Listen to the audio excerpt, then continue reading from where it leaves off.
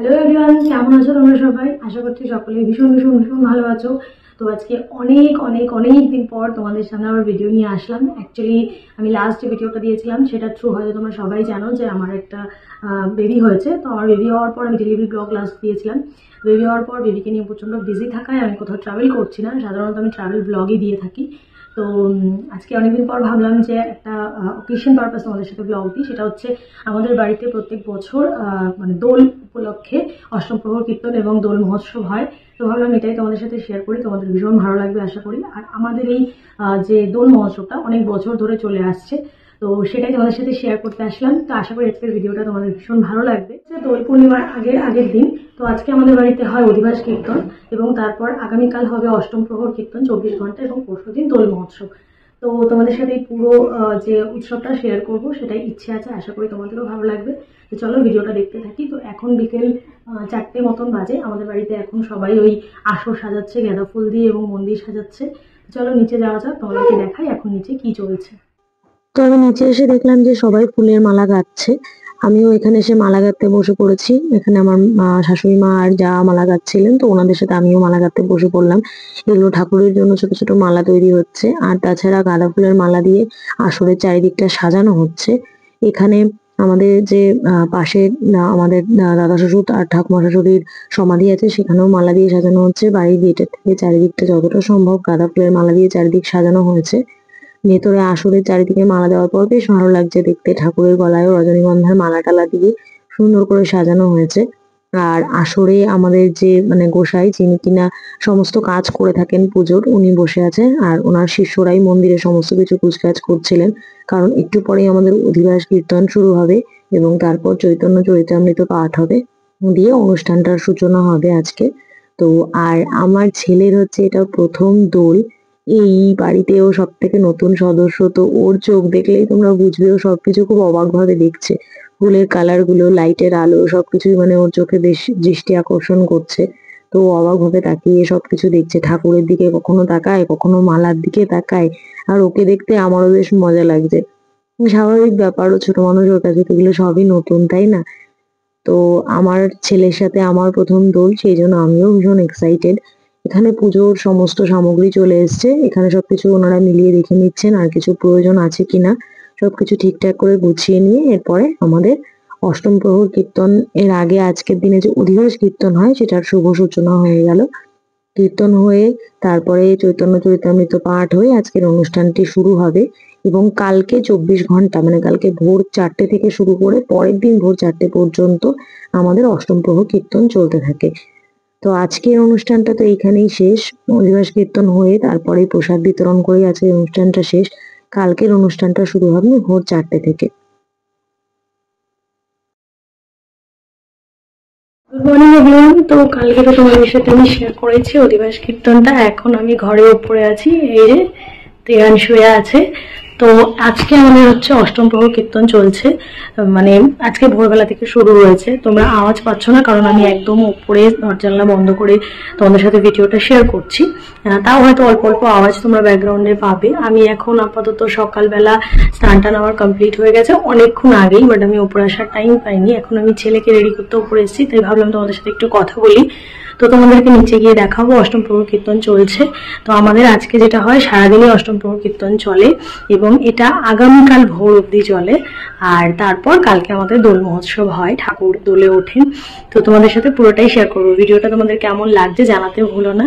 তো চলো এখন ওকে রেডি করে নিই, তারপর বাদ বাকি কথা হবে তোমাদের সাথে। নিচে অধিবাস কীর্তন অলরেডি স্টার্ট হয়ে গেছে, আর এর মধ্যেই আমি ত্রিহানকে একটু তেল মালিশ করে দিয়েছি, দিয়ে একটু রোদে নিয়ে ওকে দাঁড়িয়েছিলাম যাতে ওর গায়ে তেলটা টেনে যায়। তারপর ওকে স্নান করাবো। একটু ইরিটেটেড রয়েছে ও, এত লোকজন দেখছে তো, এত আওয়াজে হয়তো ইরিটেট হয়ে গেছে। আর এখানে আমাদের চলছে সকাল আর দুপুরে রান্নার প্রস্তুতি।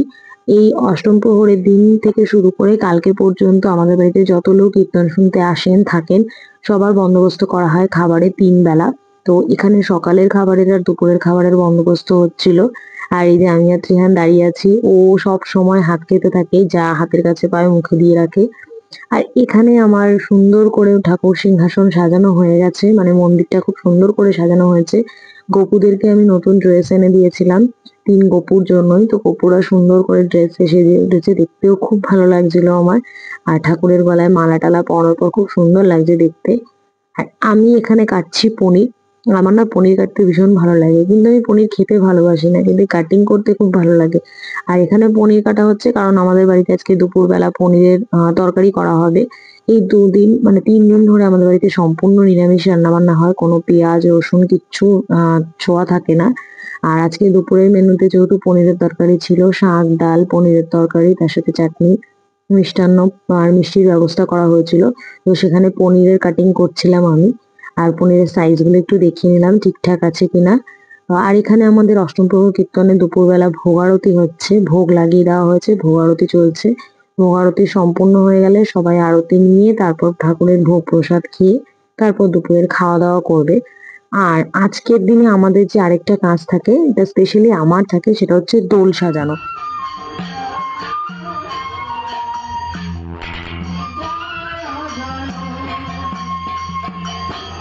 তো এটা হচ্ছে আমাদের দোল। প্রত্যেকবারই আমি চেষ্টা করি দোলটাকে একটু সুন্দর করে সাজানোর। এখানে আমি আবির দিয়ে একটু ডিজাইন করার চেষ্টা করছি। আর এবার বাবা বলছিল যে নিচের পিয়াটাতে রাধে কৃষ্ণ গোবিন্দ লিখতে। তো আমি চেষ্টা করেছি রাধে কৃষ্ণ গোবিন্দ লিখে দেওয়ার। প্রত্যেকবার চেষ্টা করি একটু গুগল থেকে রেফারেন্স নিয়ে মোটামুটি দোলটা একটু সুন্দর করে সাজানোর। আর এটা আমার সব থেকে বেশি ভালো লাগে করতে। তো এবারেরটা কিরকম হয়েছে তোমাদের সাথে শেয়ার করলাম, তোমরা জানিও তো যে দেখতে কিরকম লাগছে। তো এর পাশাপাশি আমাদের কি হয়, এর ওপরে একটা দোলনা করা হয়।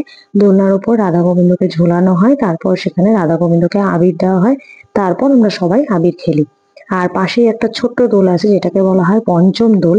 আজ রাতে এই পঞ্চম দোলের উপর ঠাকুর বসিয়ে ঠাকুরকে পুজো করে তারপর ন্যাড়াপোড়া করা হয়। এখন রেডি হয়ে গেছি, বিকেল না সন্ধ্যা হয়ে গেছে অ্যাকচুয়ালি। আর আমি জানি না তোমরা কিছু শুনতে পাচ্ছ কিনা, কারণ আমাদের অষ্টমপ্রহর কীর্তন হচ্ছে, তো প্রচন্ড আওয়াজ। যদি শুনতে না পাও তাহলে ভয়েস ওভার দিয়ে দেবো। তো চলো তোমাদেরকে এবার দেখাবো যে সন্ধ্যা আরতি আর তার সাথে সাথে আমাদের যে দোল পূর্ণিমা ন্যাড়া পড়া সেটা। চলো যাওয়া যাক। সন্ধ্যে হতে না হতেই সমস্ত আত্মীয় স্বজন চলে এসেছে। এখানে আমাদের রাতের রান্নার প্রিপারেশন চলছে, কারণ যারা অষ্টম প্রহর কীর্তন করছেন তারাও রাতে থাকবেন, তাছাড়া যারা কীর্তন শুনতে আসছেন সবাই রাতের বেলা খাওয়া দাওয়া করবেন। তো এখানে রাতের খাওয়া দাওয়ার ব্যবস্থা করা হচ্ছে। আর এরপর ঠাকুরকে তোলা হবে পঞ্চম দোলে এবং ঠাকুরের আরাধনা করা হবে। এবং তারপরে হয় সন্ধ্যা আরতি, যেটা আমার সব থেকে ভালো লাগে, কারণ সন্ধ্যা আরতির সময় আমরা সবাই প্রচন্ড আনন্দ করি। সবাই ঠাকুরের নাম কীর্তন করার সাথে সাথে ঠাকুরের নামের মানে যে নাম হয় তার সাথে আমরা সবাই নাচ করি। আমার তো ভীষণ আরেকটা ভালো লাগার জায়গা হচ্ছে ন্যাড়াপোড়া।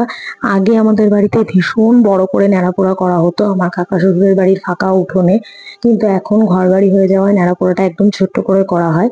তো তবুও আমার ভালো লাগে ন্যাড়াপোড়াটা দেখতে। আর ন্যাড়াপোড়াটা দেখলে আমার মনে একটা পজিটিভিটি আসে যে সত্যি সত্যি সমস্ত নেগেটিভিটি এই আগুনে পুড়ে গিয়ে সবার লাইফ পজিটিভিটিতে ভরে উঠুক।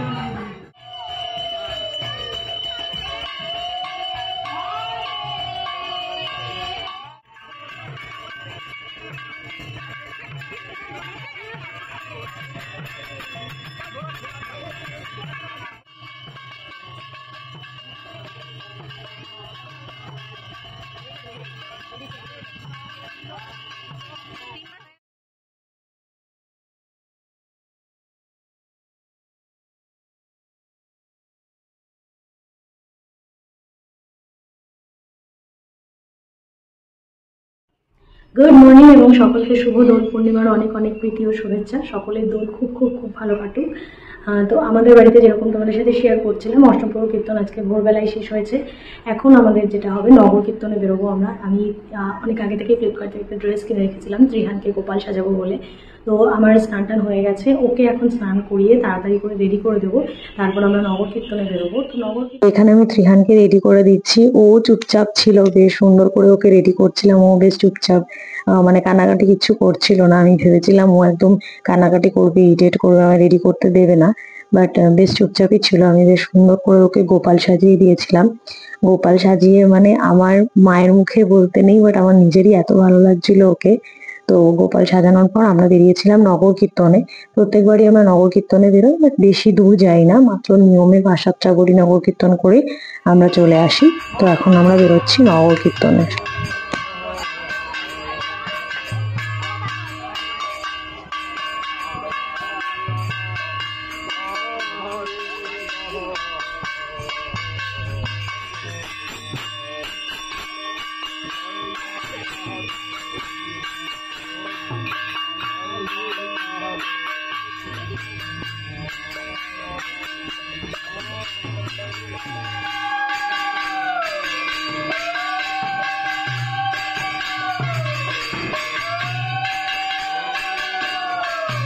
নগর কীর্তনের থেকে আসার আগে চিহান ঘুমিয়ে পড়েছিল। তারপরে ঘুম থেকে ওঠার পর ওর জন্য হোলির ড্রেসটা কিনেছিলাম, মাই ফার্স্ট হোলি লেখা, সেটা পরিয়ে দিলাম। আর তারপর আমরা চলে গেলাম দোলের ওপরে সাজাতে। দোলের ওপরে যে বলেছিলাম একটা দোলনা টানানো হবে, সেটাকে বেশ সুন্দর করে সাজাচ্ছিলাম এখানে ফুলের মালা টালা দিয়ে। আমি এই কাজটা করতে মানে সব থেকে বেশি ভালো লাগে আমার। তো এখানে আমিও কাজে লেগে পড়েছি, সুন্দর করে মালা দিয়ে চারিদিকটা সাজাচ্ছি। এরপর আমরা এখানে রাধা গোবিন্দকে দোলাবো।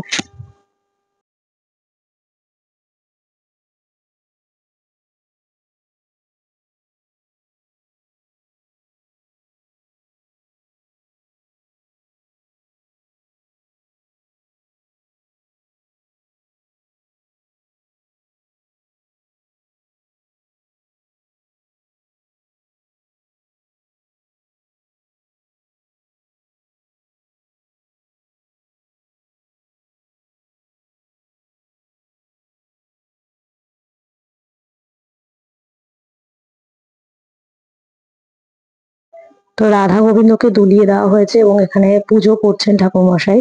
পুজো করা হয়ে গেলে তারপর আমরা সবাই রাধা গোবিন্দকে দোল দিই এবং চারিদিক পরিক্রমা করি। তারপর ঠাকুরের পায়ে আবির দিই এবং তারপর শুরু হয় আমাদের আবির খেলা।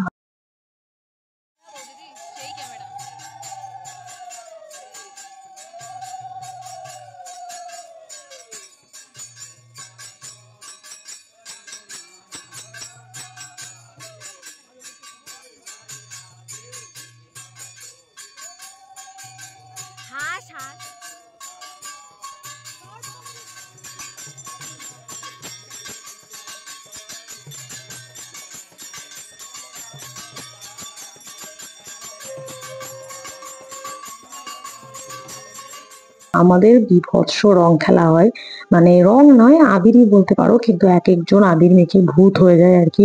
প্রথমে শুরু হয় সামান্য গালে রং মেখে ফটোশুট করা থেকে, আর তারপর সেটা এক একজন ভূত হওয়াতে পরিণত হয়।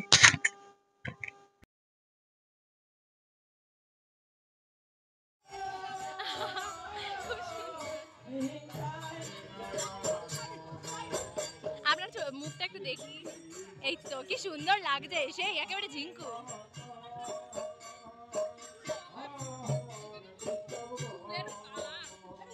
বাবা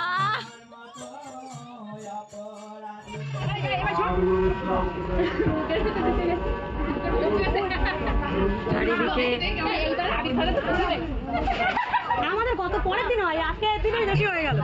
খেলবো না করে আবার বেশি হয়ে গেল। চুল চুল তুমি জানো, দেখো চুলটা কি সুন্দর কালার হয়ে গেছে, মানে যেটা কালার করতে পারে না সেটা আজ রং করে দেখিয়েছে। দেখেছিস, ব্র্যান্ড নিউ। আর আরেকজন দেখো না, আমি বানাচ্ছি না। সবার চুলে কি সুন্দর একটা ফিনিশিং। আমার রং খেলা হতে হতে এখানে ভোগ সাজানো হয়ে গেছে এবং ভোগারতি শুরু হয়ে গেছে। আমরা সকলে তাড়াতাড়ি করে স্নান করে ভোগারতি দেখতে চলে এসেছি। ভোগারতি হওয়ার পরে আমাদের আরেকটা নিয়ম থাকে, সেটা হচ্ছে হাঁড়ি ভাঙা নিয়ম। আমার শ্বশুর মশাই মাথায় হাঁড়ি মানে দইয়ের হাঁড়ি নিয়ে চারিদিক পরিক্রমা করেন এবং তারপর সেটাকে ভেঙে দেন এবং ওটা ফাটিয়ে দেওয়ার পরে ওটাতে গড়াগড়ি করেন। প্রত্যেক বছরই এই অনুষ্ঠানটা হয়ে থাকে আর এটার মাধ্যমেই অনুষ্ঠানের আর কি সমাপ্তি ঘটে। তো এবছরও তার অন্যথা হয়নি। এবছরও ভোগারতির পরে তিনি মাথায় হাঁড়িটা নিয়ে তারপর হাঁড়িটা ভাঙবেন এবং এবছর আমার ছেলেও দাদুর সাথে গড়াগড়ি দিয়েছে মাটিতে।